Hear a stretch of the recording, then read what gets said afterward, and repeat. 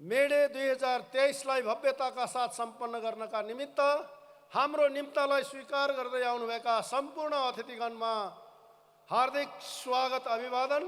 सम्पूर्ण मजदुर साथीहरूलाई आफ्नो एकबद्धता प्रदर्शनका लागि हार्दिक आभार व्यक्त गर्न चाहन्छु। सर्वप्रथम म मे दिवस 2023 को अवसरमा संसारभर रहनुभएका सम्पूर्ण श्रमजीवीहरूमा हार्दिक शुभकामना व्यक्त गर्दछु।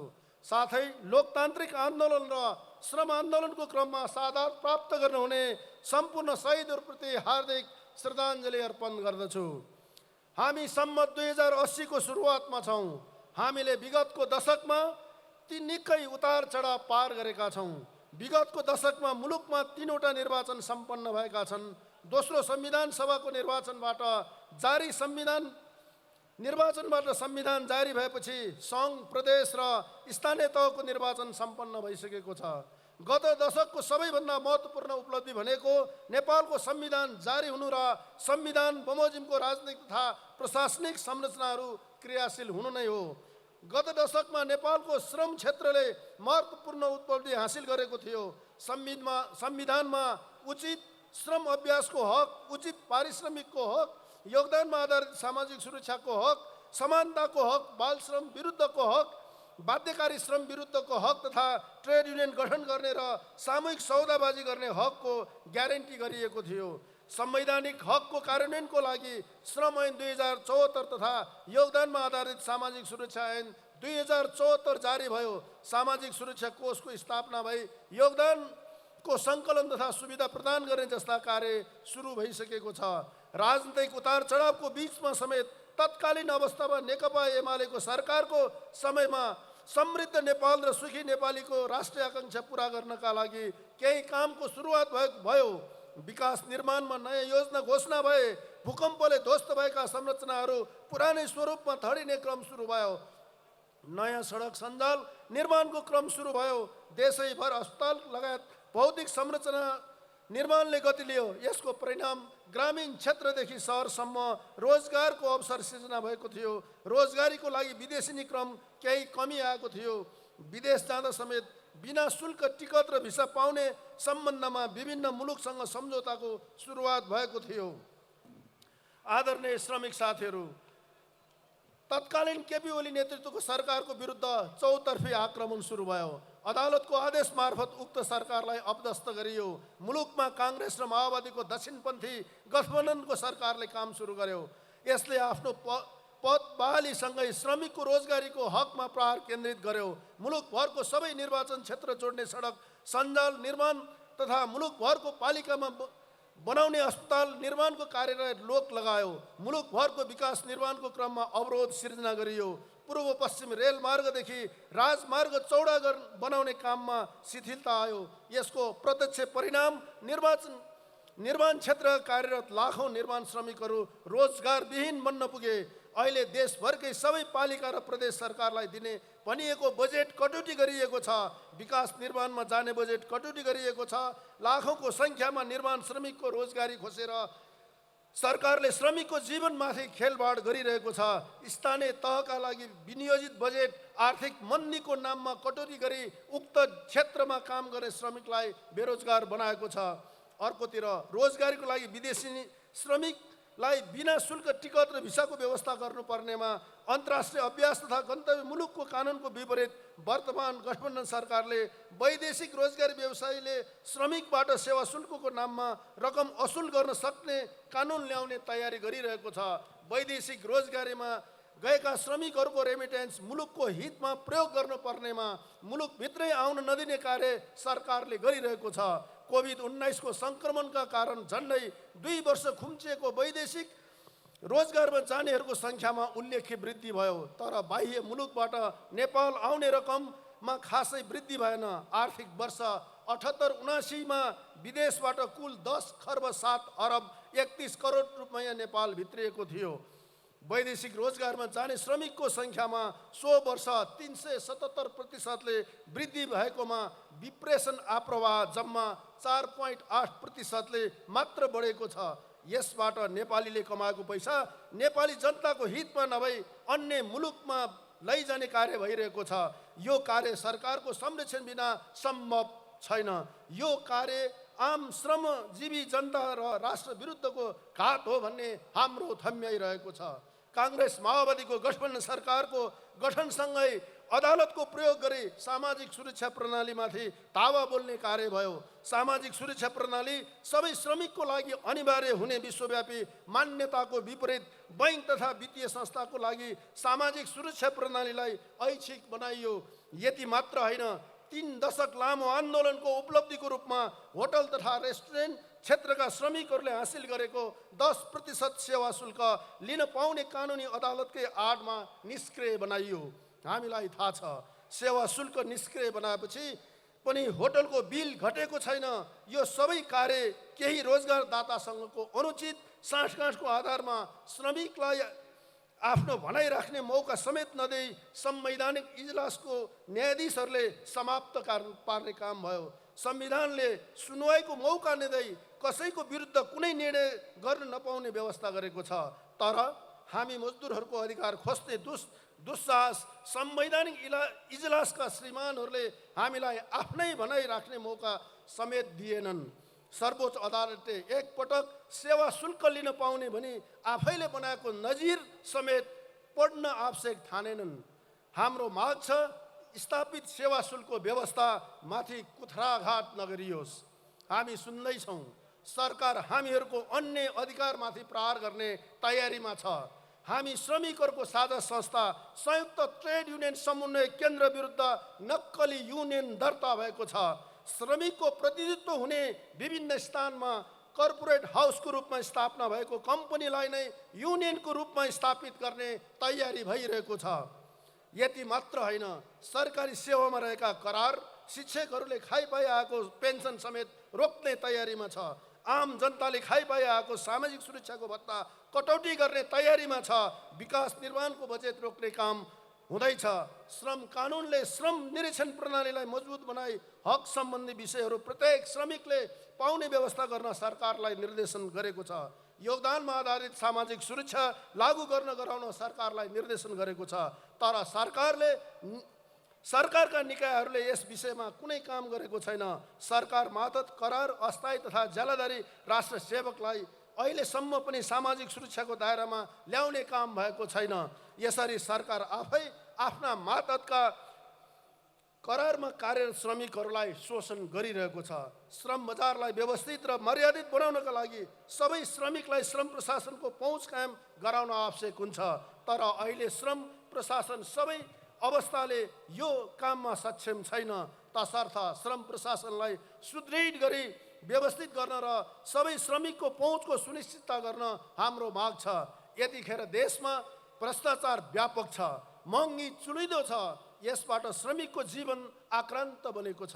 महँगी नियन्त्रण गर्न र भ्रष्टाचार नियन्त्रण गर्न तत्काल कडा कदम चाल्न सरकारले तत्काल कदम चालोस् भन्ने हाम्रो जोरदार माग रहेको छ। आदरणीय श्रमिक साथीहरू, यसैले हामी यो वर्षको मे डेको नारा आम श्रमिकहरूलाई जगाउने उद्देश्यले निर्धारण गरेका छौँ। हाम्रा अधिकार खोसिँदैछ। सङ्गठित हौँ, परिचित हौँ, परिचालित हौँ, अधिकारका लागि हस्तक्षेप गरौँ। हामीलाई थाहा छ, जब युनियन आन्दोलन कमजोर हुन्छ तब अधिकारहरू खोसिन्छ। जब युनियन सक्रिय र मजबुत हुन्छ तब अधिकार प्राप्त हुने गर्दछ। यसैले हामी मई दिवसको उपलक्ष्यमा मुलुकभरको र विदेशमा रहेका नेपालीहरूलाई आफ्नो अधिकार प्राप्तिको लागि सङ्गठित हुन, प्रशिक्षित हुन र परिचालित हुन आह्वान गर्दछौँ। अहिले प्रत्येक प्रतिष्ठानले श्रम अडिट गर्नुपर्ने व्यवस्था छ। यो व्यवस्था भनेको सबै श्रमिकलाई कानुनको सबै संरक्षणको ग्यारेन्टी गरिएको छ भन्ने नै हुन्छ। रोजगारदाताले श्रम कार्यालयमा पेश गरेको श्रम अडिट केवल झारा टार्ने किसिमबाट मात्र भएको छ।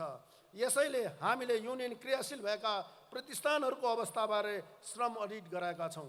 अडिटले हाम्रो श्रम बजारमा नियमित रोजगारी भन्दा अन्य प्रकारको रोजगारीमा श्रमिक सङ्ख्या बढ्दै गएको देखाएको छ। झन्डै 1/3 श्रमिकलाई बिना सम्झौता काममा लगाइएको छ। श्रमिक आपूर्तिकर्ता मार्फत काम गर्ने श्रमिकको सङ्ख्या तथा तालिमी र प्रशिक्षार्थी श्रमिकको सङ्ख्या वाट्टै बढेको छ। भारतीय श्रमिकलाई काममा लगाउँदा वर्क पर्मिट लिनुपर्ने व्यवस्थाको पालना भएको छैन। कार्य समयको बिचमा खाजा दिनुपर्ने समय नदिने रोजगारदाताहरू बढिरहेको छ। अझै पनि 15% भन्दा बढी प्रतिष्ठानहरूले न्यूनतम पारिश्रमिक दिएका छैनन् भने चाडपर्व खर्च नदिने प्रतिष्ठान पनि 10% भन्दा बढी छ। झन्डै 1/3 प्रतिष्ठानले कानुन बमोजिम दिनुपर्ने ग्रेड दिइरहेको छैनन्। अझै पनि ठुलो सङ्ख्यामा रोजगारदाताहरू सामाजिक सुरक्षा प्रणालीमा जोडिएका छैनन्। यति मात्र होइन, उनीहरूले उपदान र सञ्चय कोष दिने र बिमा पुरानो कानुनको व्यवस्था समेत पालना गरिरहेको छैन। व्यवसायजन्य स्वास्थ्य सुरक्षा नीति बनाउने प्रतिष्ठानको सङ्ख्या 21% र त्यसको लागू गर्न बन्नुपर्ने व्यवसाय जन्य सुरक्षा र स्वास्थ्य कमिटी बनाउने व्यवसायहरू 14% को हाराहारी मात्रै देखिएको छ। सबैभन्दा आश्चर्यको कुरा त के छ भने कानुन निर्माण हुँदा रोजगारदाताको सबैभन्दा महत्त्वपूर्ण माग रहेको कार्य सम्पादन मूल्याङ्कन सम्बन्धी व्यवस्था केवल 19% प्रतिष्ठानमा मात्र लागू भएको छ। यसबाट स्पष्ट हुन्छ कानुन बमोजिमको व्यवस्था गरेर कार्य सम्पादन आधारित दण्ड र पुरस्कारको व्यवस्था गर्ने संस्कार नेपालको उद्योग प्रतिष्ठानहरूमा बनिसकेको छैन।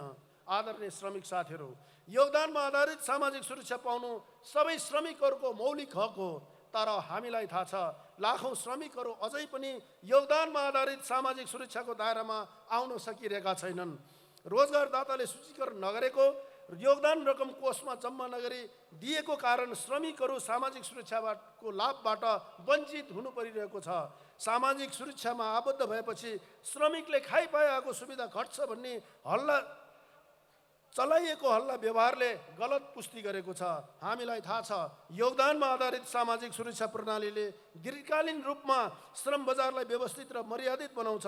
यो जन्मदेखि मृत्युसम्मको सबै प्रकारको जीवन चक्रको सहयोगी प्रणाली हो। यो सत्यलाई बुझ्ने र बुझाउने कार्य हामीले निरन्तर जारी राखिरहेका छौँ। हामीलाई थाहा छ विद्यमान सामाजिक सुरक्षा प्रणाली कार्यान्वयन गर्दै यसमा क्रमशः सुधार गर्नु आवश्यक छ। विदेशमा रहेका नेपाली श्रमिकलाई सामाजिक सुरक्षा प्रणालीसँग आबद्ध गर्न सम्बन्धित मुलुकसँग द्विपक्षीय सम्झौता हुनुपर्दछ। साथै योगदान नगर्ने, समयमा योगदान नगर्ने, आबद्ध नहुने रोजगारदातालाई कारबाही गर्न कानुनमा थप व्यवस्था हुनु आवश्यक छ। हामीले गत वर्षदेखि नै भनेका छौँ ब्युटी पार्लर, अटो मेकानिक्स, नाई, सडक व्यवसाय, घरेलु र घर आधारित श्रमिकलाई सहज योगदान गर्न र आधारभूत सामाजिक सुरक्षाको लाभ दिन राज्य र श्रमिक बीच सहकार्य आवश्यक छ। श्रमिक तथा राज्यका तिनै तहबाट सहयोगदान मार्फत यसलाई कार्यान्वयन हुनुपर्दछ। यसका लागि स्थानीय तहमा रहेका स्वरोजगार तथा अनौपचारिक क्षेत्रमा कार्यरत श्रमिकहरूको पञ्जीकरण हुने व्यवस्था मिलाई तत्काल अनौपचारिक तथा स्वरोजगार श्रमिकको लागि सामाजिक सुरक्षामा आबद्ध हुने व्यवस्था मिलाउन आवश्यक छ। पर्यटन क्षेत्रमा काम गर्ने पथ प्रदर्शक, पोर्टर लगायतका श्रमिकहरूलाई कोभिडको बहानामा रोजगारी कटौती गर्ने, सेवा सुविधा कटौती गर्ने जस्ता काम भइरहेका छन्। यस्तो काम तत्काल अन्त्य गर्न यो क्षेत्रका श्रमिकको सम्बन्धित स्थानीय निकायमा पञ्जीकरणको व्यवस्था गरी योगदानमा आधारित सामाजिक सुरक्षामा आबद्ध गराउनु आवश्यक छ। हामीले गत महाधिवेशनमा श्रमिकलाई स्वरोजगार हुन सहयोग पुग्ने कार्यक्रम ल्याउन माग गरेका थियौँ। श्रमिकले जब स्वरोजगार हुने अवस्था सिर्जना हुन्छ तब परिवारभित्र मात्र नभई बाहिर समेत रोजगारीको सिर्जना हुन्छ। सहरी क्षेत्रमा स्वरोजगार व्यवसाय गरी गुजारा गर्ने श्रमिकमाथि विकल्प बिना धरकपट गर्ने, काम गर्ने स्थान उपलब्ध नगराउने र उनीहरूको सामान जफत गर्ने जस्ता अमानवीय कार्य भइरहेको छ। यसको अन्त्य गरी काम गरी खाने वातावरण सिर्जना गर्न हाम्रो माग रहेको छ।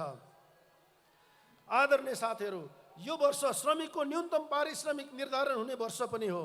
हामीले मुलुकभर गरेको अध्ययनले विद्यमान महँगीको अनुपातमा कम्तीमा मासिक 7,000 पारिश्रमिक वृद्धि हुनुपर्ने देखिन्छ। साथै औद्योगिक क्षेत्र, सेवा क्षेत्र तथा चिया कृषिमा न्यूनतम पारिश्रमिक निर्धारण गर्दा श्रमिकको परिवारको आधारभूत आवश्यकता पूर्ति गर्न पुग्ने गरी निर्धारण गर्नुपर्दछ। यसरी नै राष्ट्रिय न्यूनतम पारिश्रमिक भन्दा कम नहुने गरी मात्र स्थानीय तहले निर्माण तथा अनौपचारिक क्षेत्रको पारिश्रमिक आफ्नो पालिकामा निर्धारण गर्नुपर्छ भन्ने हाम्रो माग रहेको छ। अहिले पनि स्वास्थ्य स्वयंसेवीको रूपमा कार्यरत हजारौँ स्वास्थ्य स्वयंसेवीलाई न्यूनतम पारिश्रमिक दिने गरिएको छैन। स्वयंसेवाको नाममा श्रम शोषण राज्यबाट हुनु विडम्बना नै हो। यसैले यो स्वास्थ्य स्वयंसेवीलाई समेत न्यूनतम पारिश्रमिक र सामाजिक सुरक्षाको ग्यारेन्टी हुनुपर्दछ भन्ने हामी माग गर्दछौँ। हामीले विगत वर्षहरूमा चाहिँ वैदेशिक रोजगारीमा रहेका श्रमिकहरूलाई सङ्गठित गर्ने र सम्बन्धित मुलुकको ट्रेड युनियनमा सम्पर्क गराउने कार्य निरन्तर जारी गरिरहेका छौँ। हामीहरूले सम्बन्धित मुलुकको कानुनले दिएको सीमाभित्रै रहेर अधिकार प्राप्ति गर्ने प्रयास गरिरहेका छौँ। विगतको दशकमा हामीले गरेको प्रयास तथा सम्बन्धित मुलुकको युनियन तथा अन्तर्राष्ट्रिय ट्रेड युनियन महासङ्घ तथा आइएलओको समन्वयमा कोरियामा प्रवासी ट्रेड युनियन दर्ता गर्नेदेखि मलेसियामा नेपाली लगायतको प्रवासी श्रमिकलाई न्यूनतम पारिश्रमिक पाउने अवस्था सिर्जना गरिएको छ। कतारमा रहेको काफला प्रणालीको अन्त्य भएको छ। कतारमा कार्यरत श्रमिकहरू चाहेको बखत घर फर्कन सक्ने, रोजगारी परिवर्तन गर्न सक्ने र समस्या पर्दा उजुरी गर्न सक्ने अवस्थाको सिर्जना भएको छ। न्यूनतम पारिश्रमिक निर्धारण भएको छ। यसमा हामीलाई अन्तर्राष्ट्रिय श्रम सङ्गठन र अन्तर्राष्ट्रिय ट्रेड युनियन महासङ्घले बधाई समेत दिएको छ। यस क्रममा बेल्जियमको ग्रिन पार्टीले अल्टरनेटिभ वर्ल्ड कपको पुरस्कार दिएको छ। यो तपाईँ हाम्रो साझा कामको परिणाम हो। यसका लागि हामी बेल्जियमको ग्रिन पार्टी र WSMलाई धन्यवाद दिन चाहन्छौँ। हामी सीमा पारी रहेको श्रमिकहरूको हित रक्षामा निरन्तर क्रियाशील हुनेछौँ र नेपालभित्र र बाहिर वैदेशिक रोजगारीमा जाने श्रमिकलाई हुने शोषण तथा अन्यायको प्रतिरोध गरिरहेका छौँ। नेपाल ट्रेड युनियन महासङ्घको जीवनमा समेत विगत केही वर्षमा केही व्यक्तिहरूले विखण्डन गर्ने प्रयास गरे। नेपाली श्रम बजारमा विविधतामा एकताको नाराका साथ श्रमिकहरूको सङ्गठनलाई एकीकृत गर्न सुरु भएको थियो। साझा ट्रेड युनियन समन्वय संयन्त्र मार्फत सरकार र रोजगारदातासँग संवाद सुरु भएको थियो। तर गत वर्ष जिफोनका केही भूतपूर्व पदाधिकारीहरूको उत्साहमा केही व्यक्तिले ट्रेड युनियन आन्दोलन कमजोर बनाउने उद्देश्यका साथ जाली युनियन बनाएर अहिले सरकारकै संरक्षणमा जाली जेटियुसी निर्माण गरी राष्ट्रिय तथा अन्तर्राष्ट्रिय रूपमा प्रचार गर्ने दुस्साहस गरिरहेको छ। तर हामीहरूको दृढ एकता र निरन्तर प्रयासले उनीहरूको काम निश्चित भइसकेको छ। नक्कली युनियनलाई प्रत्येक कार्यस्थल तथा प्रत्येक प्रतिष्ठानमा प्रवेश गर्न नसक्ने अवस्था हामीहरूको एकताले मात्र सम्भव छ। गठबन्धन सरकारको सहयोगमा स्थापना भएको युनियनले खुट्टा टेक्न नपाउँदै यो युनियनबाट केही साथीहरू जिफोनमा आउने क्रम सुरु भएको छ। हामी टुटफुटको पक्षमा छैनौँ। सुदृढ ट्रेड युनियन निर्माणको क्रियाशील हुन सबै श्रमिकलाई आह्वान गर्दछौँ र सबै श्रमिकलाई जिफोनमा आबद्ध हुन हार्दिक अनुरोध गर्दछौँ। आदरणीय श्रमिक साथीहरू, त्यसैले हामीहरूको खोसिएको अधिकारको तत्काल बहाली गर्न, खोसिन लागेको अधिकारको लागि खबरदारी गर्न हामीहरूको सुदृढ एकता आवश्यक छ। यसैले हामीहरू सङ्गठित हुने, प्रशिक्षित हुने र परिचालित हुने कार्यक्रमका साथ देशभर कार्यक्रम लिइआएका छौँ। यसमा सम्पूर्ण श्रमिकको साथ सहयोग हामीले अपेक्षा गरेका छौँ।